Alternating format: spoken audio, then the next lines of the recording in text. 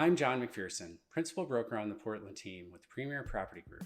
In January 2022, in comparison with last year, the average residential real estate sales price was $589,000. That's up 8.6% over last year. The average single-family sales price was $635,000. That's up 8.8%, while the average condo and townhouse sales price was $469,000. That's up 15.7% since last year. Take a guess as to what the highest sales price was in January 2022.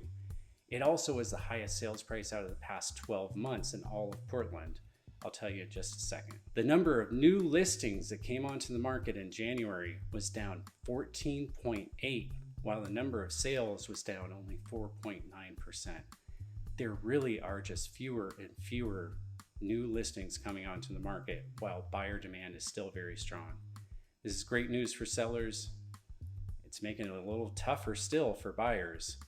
As far as the highest sales price goes, that was $6 million. I'm John McPherson, Principal Broker on the Portland team with Premier Property Group.